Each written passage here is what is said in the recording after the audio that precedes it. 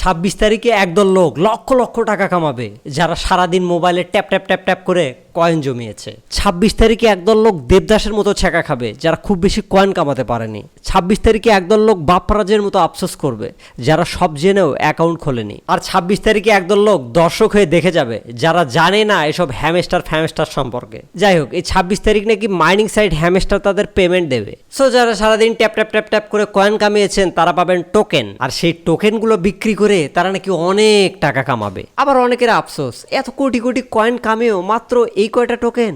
অনেকে বলছিল 10 মিলিয়ন কয়েনে নাকি তারা $1.79 পাবে, আর এটা নাকি ছ্যাঁকা খাওয়ার মতো, মানে অনেক কম। আমি আরো উল্টো অবাক, শুধুমাত্র সারাদিন মোবাইলের স্ক্রিনে ট্যাপ ট্যাপ করে 10 মিলিয়ন কয়েন সংগ্রহ করা, আর তার বিনিময়ে $1। কার অ্যাকাউন্ট নাই বলেন? অফিসের বস, কর্মচারী, ব্যবসায়ী, চাকুরিজীবী, শিক্ষক, ছাত্র, বেকার, ভবঘুরে, এমনকি আপনার শালি। তাহলে 26 তারিখেই কি এর সমাধান হবে? 26 তারিখেই কি থেমে যাবে? চলুন জানি। সো বন্ধুরা, রিপন খান নবীর নতুন আর একটা ভিডিওতে সবাইকে স্বাগতম। গত ভিডিওতে আমরা জেনেছিলাম হ্যামস্টার কিভাবে তরুণদের মধ্যে এত জনপ্রিয় হলো, আর আজকের এই ভিডিওতে আমরা জানবো হ্যামস্টার কি আমাদেরকে বড়লোক বানালো নাকি ধোকা দিল। হ্যামস্টার কমব্যাট এর সুবিধা না ক্ষতি? যদিও এর মাধ্যমে অস্থায়ীভাবে সহজে ইনকাম করা যায়, কিন্তু এর ফলে তরুণরা তাদের জীবনের অনেক গুরুত্বপূর্ণ কাজ অবহেলা করছে। পড়াশোনা গোল্লায় গেছে, ফ্রিল্যান্সিং কি জানছে না, এটা কি তারা ফ্রিল্যান্সিং ভাবছে।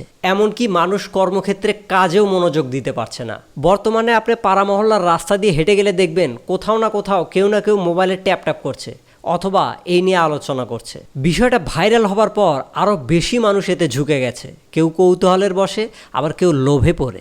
এই গেমের বড় আকর্ষণ হলো ক্রিপ্টোকারেন্সি টোকেন। ক্রিপ্টোকারেন্সি কিন্তু ঝুঁকিপূর্ণ। তাছাড়া যার এসব ভার্চুয়াল কারেন্সির উপরে নেশা ধরবে সে আর বাংলা টাকা ইনকামই করতে চাইবে না। তাহলে কিভাবে এর থেকে দূরে থাকা যায়? তরুণদের উচিত এসব মাইনিং গেমের আসক্তি থেকে দূরে থাকা এবং দক্ষতা বিকাশে মনোযোগী হওয়া।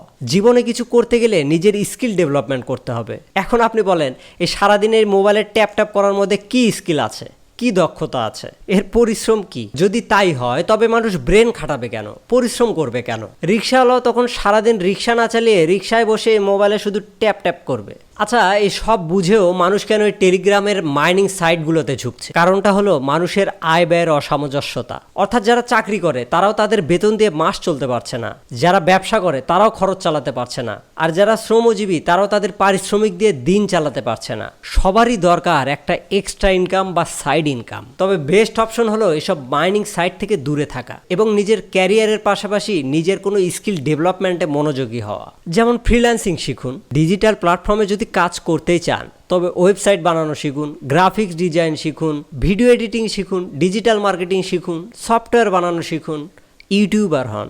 সো বন্ধুরা, হ্যামস্টার কমব্যাট বা অন্যান্য মাইনিং সাইটগুলো মজার এবং সহজে ইনকামের জন্য হলেও এর থেকে দূরে থাকুন, কারণ এটি আপনার ভবিষ্যৎকে নষ্ট করবে। এর আসক্তি থেকে বাঁচতে সচেতন হতে হবে, সেই সাথে নিজের বাস্তব জীবনের লক্ষ্য অর্জনে ফোকাস করতে হবে। বন্ধুরা, এই ছিল আজকের ভিডিও। আশা করছি সবার ভালো লেগেছে। হ্যামস্টার কমব্যাট বা অন্যান্য মাইনিং সাইটগুলো নিয়ে আপনার যদি কিছু বলার থাকে, আপনি কেমন মাইনিং করলেন সেটি অবশ্যই কমেন্টে জানাবেন, এবং ভিডিও নিয়ে যদি কারো কিছু বলার থাকে সেটিও কমেন্টে জানাবেন। আজকের মতো ভিডিও এ পর্যন্তই। ভালো থাকবেন, দেখা হবে নতুন ভিডিও নিয়ে। সে পর্যন্ত টাটা, বাই বাই।